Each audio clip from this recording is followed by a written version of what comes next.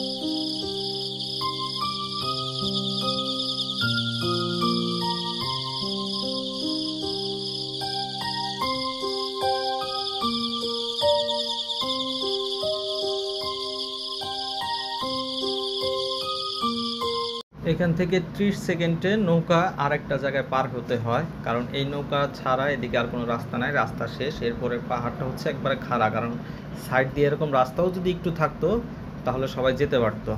এখানে এসে ওয়েট করতে হয়, একটা করে নৌকা আসে, একসাথে 10 জন 12 জন নিয়ে যায়, ওই পারে রেখে আসে।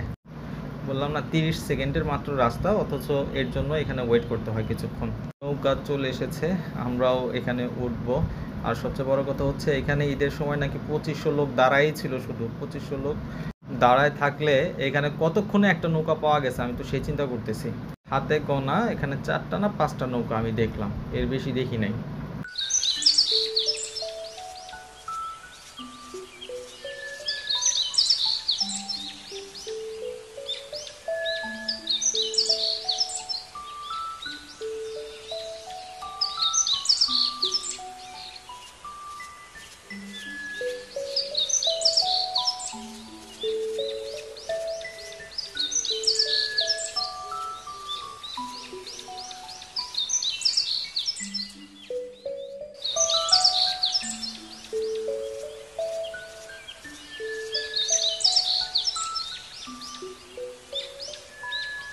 আমরা চলে আসছি সেই সুন্দর জায়গা দেখার জন্য। এখন ওয়েট করব ভেলা এবং নৌকার জন্য, ওখানে আবার সিঁড়ি